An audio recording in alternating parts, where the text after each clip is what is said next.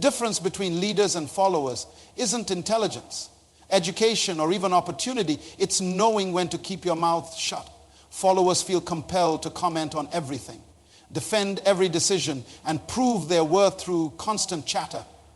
Leaders speak only when their words can create value, influence outcomes, or solve problems, while everyone else is competing for airtime. True leaders are controlling the conversation through strategic silence. They understand that the person asking the questions has more power than the person providing the answers. They know that revealing less makes people assume you know more. They've learned that in a world full of noise, silence is the ultimate attention getter. The most powerful person in any room isn't the one talking the most. It's the one everyone turns to when they finally stop talking. Your mouth can make you a leader or mark you as a follower, but it can't do both. Your mouth can make you or break you. I want to tell you about Marcus, a brilliant young executive who had everything going for him. Sharp mind, excellent education, natural charisma. He was sitting across from 3 potential investors who were ready to write him a check for $1 million. The deal was practically done. All he had to do was answer their questions and sign the papers. But Marcus had one fatal flaw. He couldn't stop talking. What should have been a 30-minute meeting turned into 3 hours of Marcus explaining every detail, every backup plan, every possibility. He talked about his childhood dreams, his college experiences, his philosophy of business. The investors kept trying to steer the conversation back to the deal. But Marcus kept going. He thought he was impressing them with his knowledge and passion. By the end of that meeting, the investors had changed their minds. Not because the business plan was bad, but because they realized Marcus didn't know when to be quiet. If he couldn't control his mouth in a simple meeting, how could they trust him to lead a company? That $1 million opportunity walked out the door because Marcus never learned the power of silence. Your mouth is not just a body part. It's either your greatest asset or your most dangerous weapon. Every word that comes out of it has the power to build bridges or burn them down. Every sentence can open doors or slam them shut forever. Most people don't understand this. They think talking is free. But I'm here to tell you that words are the most expensive currency you'll ever spend. You see, there's a difference between having something to say and having to say something. Marcus had to say something about everything. He felt uncomfortable with silence, so he filled every gap with words. But successful people understand that silence is not empty space. It's fertile ground where wisdom grows. When you zip your mouth at the right moment, you give yourself time to think. You give others space to reveal themselves. You create an atmosphere where real communication can happen. But when you let your mouth run wild, you lose control of the conversation. And more importantly, you lose control of the outcome. I've watched people destroy 20-year friendships with one careless sentence. I've seen marriages crumble because someone couldn't hold their tongue during an argument. I've witnessed careers end because an employee said the wrong thing to the wrong person at the wrong time. Your mouth doesn't just express your thoughts, it shapes your destiny. The problem is that most people have never been taught the art of strategic silence. We live in a world that rewards noise. Social media has convinced us that we need to have an opinion about everything and share it immediately. We think that speaking up always shows strength. But sometimes the strongest thing you can do is stay quiet. Think about the most respected person you know. I guarantee you they're not the loudest person in the room. They don't feel the need to comment on every topic or correct every error they hear. They speak when their words add value, not just because they have vocal cords. There's a proverb that says, even a fool is considered wise when he keeps his mouth shut. That's because silence has a way of making people assume you know more than you're saying. When you're always talking, people can measure your intelligence by your words. But when you're selective with your speech, they have to guess at your wisdom. And they usually guess high.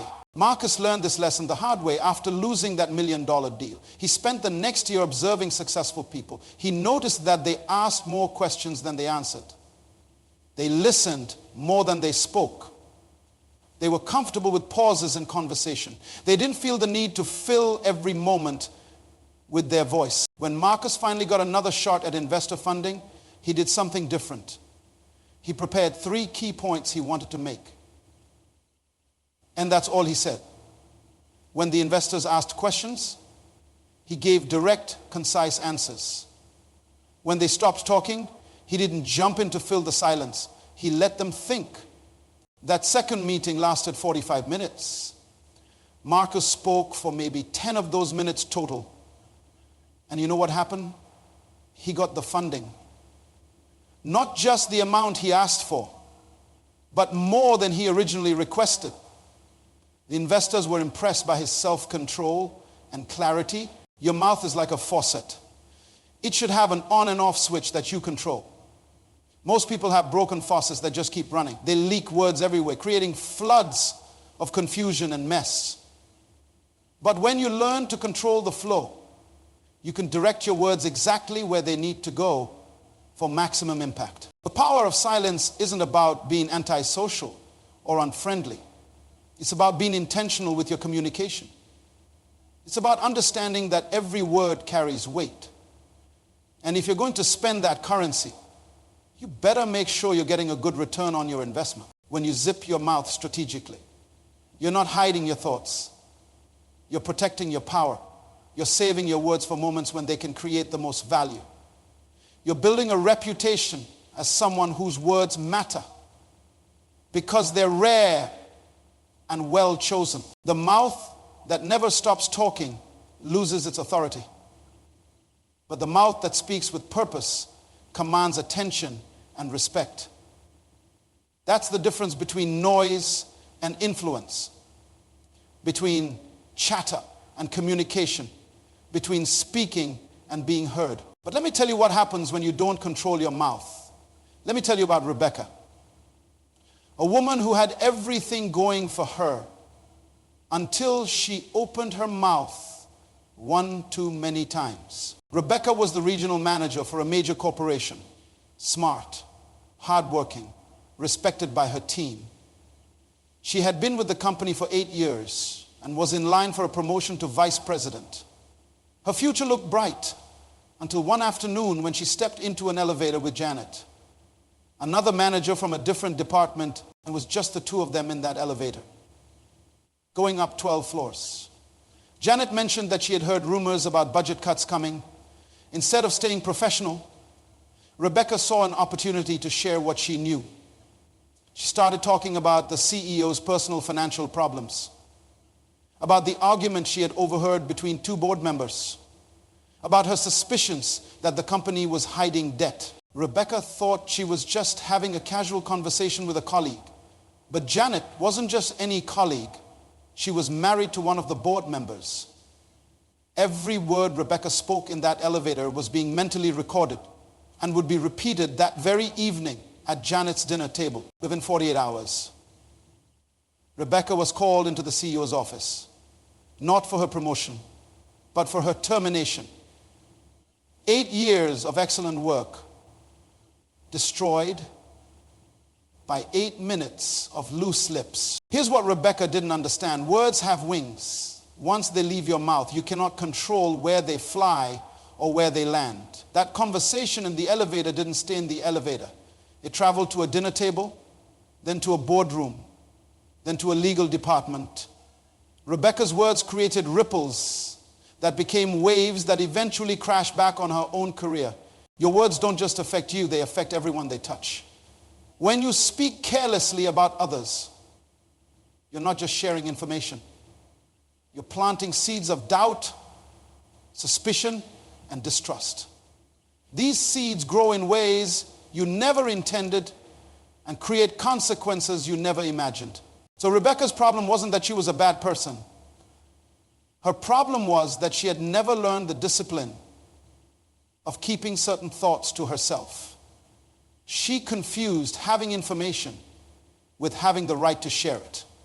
She thought because she knew something, she had permission to say it. But wisdom understands that knowledge and the right to speak are two different things. Just because you know your neighbor's business doesn't mean you should discuss it. Just because you witness something doesn't mean you should broadcast it. Just because you have an opinion doesn't mean everyone needs to hear it. Every time you open your mouth to speak about someone else's private matters, you're making a withdrawal from your reputation account. People might enjoy hearing the gossip in the moment, but they also make a mental note that you cannot be trusted with sensitive information. They realize that if you talk about others to them, you'll probably talk about them to others. Rebecca discovered this the hard way. After word got out about why she was fired, her professional network started avoiding her. Former colleagues stopped returning her calls. Other companies were hesitant to hire her because they had heard she couldn't keep confidential information confidential. Her loose lips didn't just cost her one job, they damaged her entire career trajectory. The tongue is small, but it can start big fires. One careless comment can destroy relationships that took years to build. One moment of poor judgment in your speech can create consequences that last for decades. Rebecca learned that words are like bullets. Once you fire them, you cannot take them back. And the damage they cause can be permanent. What makes this even more tragic is that Rebecca's conversation in that elevator served no purpose. It didn't solve any problems, didn't help anyone, didn't accomplish anything positive. She destroyed her career for absolutely nothing. She gave up her future for the temporary satisfaction of sharing gossip. This is the cost of undisciplined speech. When you cannot control your mouth ends up controlling your life. When you let words flow freely without wisdom, those same words will eventually flow back to drown you. But here's what I want you to understand. Rebecca's story doesn't have to be your story. You can learn from her mistakes without making them yourself. You can choose to zip your mouth when wisdom says to stay quiet. You can build a reputation as someone who can be trusted with sensitive information because you know how to keep it sensitive. The difference between success and failure often comes down to knowing when to speak and when to stay silent. Rebecca spoke when she should have stayed quiet, and it cost her everything. Now let me tell you about Thomas.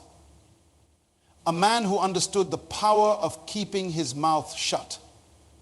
Thomas worked as a janitor in a Fortune 500 company.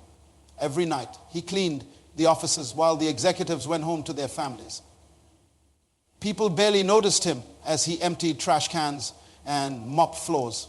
But Thomas was always listening. He heard the conversations that happened after official meetings ended. He witnessed the phone calls executives made when they thought no one was around. He saw the documents left on desks and overheard the private discussions in hallways. Thomas knew more about that company than most of the board members. The difference between Thomas and Rebecca. Thomas never said a word for 15 years. Thomas went about his work quietly. Executives grew comfortable around him because they knew he wasn't a threat. He became invisible in the best possible way. People forgot he was there and spoke freely around him. They trusted him with their secrets without even realizing they were sharing them. One day, the company faced a crisis.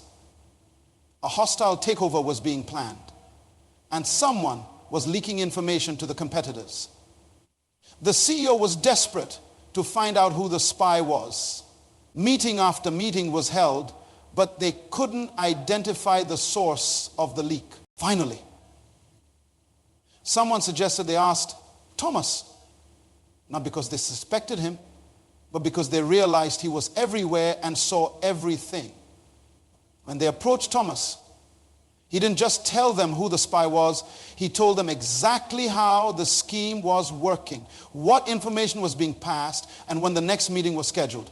Thomas had known about the spy for months, but he had kept quiet because no one had asked him directly.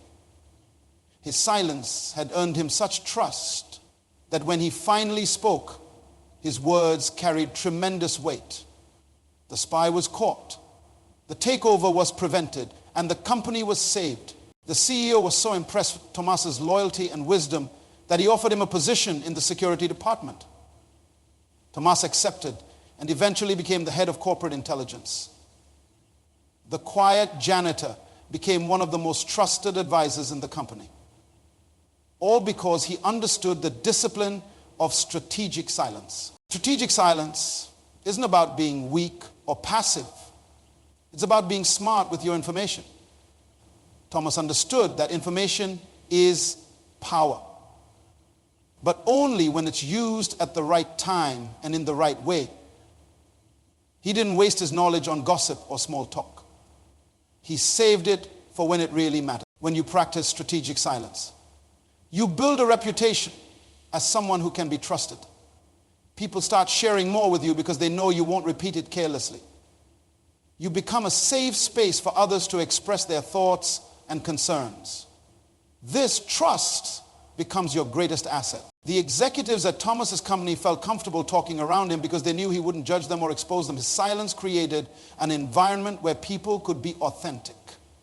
And in that authenticity, Thomas gained insights that chatty people never receive. Most people think they need to speak to be heard. But Thomas proved that sometimes you're heard most clearly when you say nothing at all. His 15 years of disciplined silence spoke louder than any words could have.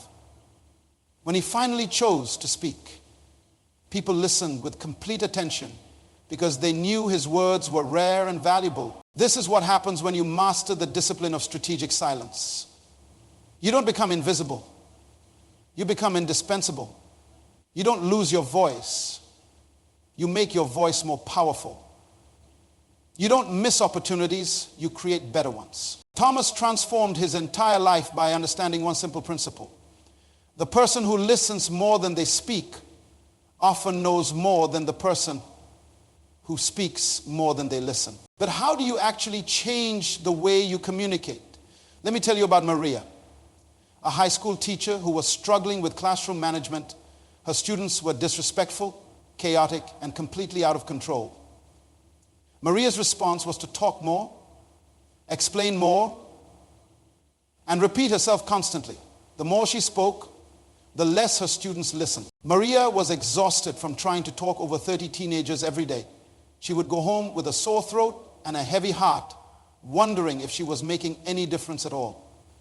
Then one day, something changed her entire approach during a particularly rowdy class. Maria decided to stop talking completely. She stood at the front of the room in complete silence. At first, the students didn't notice. They kept chatting, laughing, and causing disruption. But gradually, one by one, they began to realize their teacher wasn't speaking. The room slowly fell silent. 30 pairs of eyes turned toward Maria, waiting to see what she would do. She stood there for a full minute without saying a word. Then, in a quiet voice, she said just one sentence. When you're ready to learn, I'm ready to teach. That moment changed everything. Maria had discovered that her silence was more powerful than all her words combined.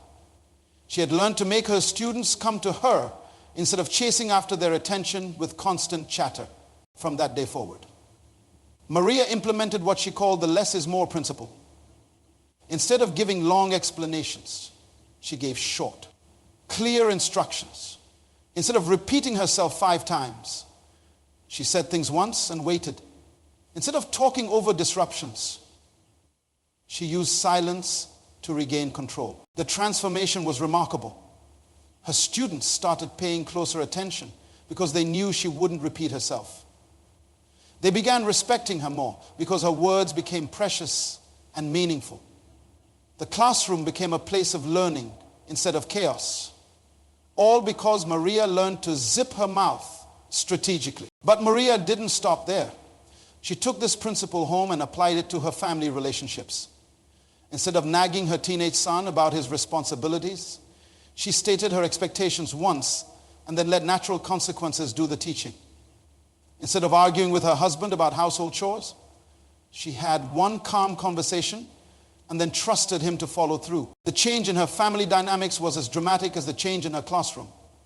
People started taking Maria more seriously because she had stopped wasting her words on repetition and frustration. She had learned that when you say less, people hear more. Maria's secret was learning to pause before speaking. She gave herself 3 seconds to ask, is what I'm about to say necessary? Is it helpful? Is this the right time? If the answer to any of those questions was no, she kept her mouth closed. She also learned the power of strategic questions instead of statements. Instead of telling her students what they did wrong, she asked them to evaluate their own behavior. Instead of lecturing about consequences, she asked them to predict what might happen. This approach made people think instead of just react. The most important lesson Maria learned was that silence isn't empty space that needs to be filled with words. Silence is a tool that can be used to create emphasis, build anticipation, and command respect. When you're comfortable with silence, you give others permission to think, reflect, and respond thoughtfully instead of reactively. Maria's transformation didn't happen overnight, but it happened because she committed to changing one conversation at a time. She proved that you can retrain your mouth, just like you can retrain any other habit. Now let me tell you the most powerful story of all. A story about a man named David Chen, the CEO of a technology company that was facing the fight of its life. 3 years of hard work, 200 employees, and millions of dollars in investment were about to disappear because a larger corporation was attempting a hostile takeover. David had built his company from nothing. He started in his garage with 2 partners and a revolutionary idea for software that could change how hospitals managed patient data. They struggled for months without pay, lived on instant noodles, and worked 18-hour days. But their persistence paid off. The software worked, hospitals began adopting it, and the company grew rapidly. Success, however, brought unwanted attention. Megacorp, a massive technology conglomerate, decided they wanted David's software and his client base. When David refused their buyout offer, they decided to take the company by force through a hostile takeover. The attack began subtly. Megacorp started spreading rumors about David's company in trade publications. They questioned the software's security, suggested financial instability, and hinted at management problems. Their goal was to drive down the stock price and make the takeover cheaper. David's first instinct was to fight back publicly. His marketing team prepared press releases defending the company. His lawyers drafted responses to every accusation. His board members wanted him to go on the offensive, to speak at conferences, give interviews, and tell their side of the story. But David made a decision that shocked everyone. He chose silence. While Megacorp's executives were giving interviews and making public statements, David said nothing. While they were spreading rumors and making accusations, David remained quiet. His board thought he was making a terrible mistake. His employees were confused by his lack of response. Even his own family questioned his strategy. "Why aren't you defending yourself?" his wife asked him one evening. "Why are you letting them say these things without responding?" David looked at her and said something that would prove to be prophetic. Sometimes the best response is no response. Let them talk. I'm going to let their own words expose who they really are. For 6 weeks, the attack continued. Megacorp's CEO appeared on financial news shows, spoke at industry conferences, and granted interviews to major publications. He painted David's company as unstable, unreliable, and doomed to fail. The media coverage was brutal. Stock prices dropped. Some clients began expressing concerns, but David noticed something that others missed. Every time Megacorp CEO spoke, he revealed a little more about their true intentions. In one interview, he mentioned specific internal processes at David's company that he shouldn't have known about. In another, he referenced private conversations that had supposedly taken place in David's boardroom. In a third interview, he accidentally revealed details about client contracts that were supposed to be confidential. David was collecting every word, documenting every claim, and building a case. While Megacorp was busy talking, David was busy listening and learning. His silence was giving them enough rope to hang themselves. The breakthrough came during a live television interview. Megacorp's CEO, feeling confident after weeks of unopposed public attacks, got careless. When the interviewer asked him about his company's expansion strategy, he bragged about how they had inside information about David's company's weaknesses. He mentioned specific financial details that only someone with access to confidential documents could know. David was watching that interview from his office. The moment he heard those words, he smiled for the first time in weeks. Megacorp's CEO had just confessed to corporate espionage on live television. Within hours, David's lawyers filed a lawsuit alleging theft of trade secrets, corporate espionage, and breach of fiduciary duty. The evidence was overwhelming because Megacorp's own executives had provided it through their public statements. What they thought was a strength, their detailed knowledge of David's company, became proof of their illegal activities. The tables turned overnight. The same media outlets that had been covering Megacorp's accusations were now reporting on their legal troubles. The same financial analysts who had questioned David's company were now questioning Megacorp's ethics. The hostile takeover attempt collapsed as Megacorp's leadership became focused on defending themselves from criminal charges. But the story doesn't end there. The publicity from the legal battle actually helped David's company. Clients who had been concerned about stability were impressed by David's dignified handling of the crisis. New customers reached out, wanting to work with a company that had integrity. Investors who had been watching from the sidelines decided to provide additional funding. 6 months later, David's company was stronger than it had ever been. The attempted takeover had failed, Megacorp was facing federal investigation, and David had emerged as a respected leader in his industry. All because he understood the power of strategic silence. When the crisis was over, David's board asked him how he had known that staying quiet was the right strategy. His answer reveals the wisdom that every successful person must learn. I realize that when your enemies are destroying themselves, the worst thing you can do is interrupt them. My silence gave them the space to reveal their true character. If I had fought back with words, it would have become a debate about who is telling the truth. But by staying quiet, I let their actions speak for themselves. David's story teaches us the ultimate lesson about zipping your mouth. Sometimes your silence is not passive, it's strategic. Sometimes saying nothing is the most powerful thing you can say. Sometimes the best way to win an argument is to not have one. This is what it means to live the zip life. It means understanding that your words are precious currency that should never be spent carelessly.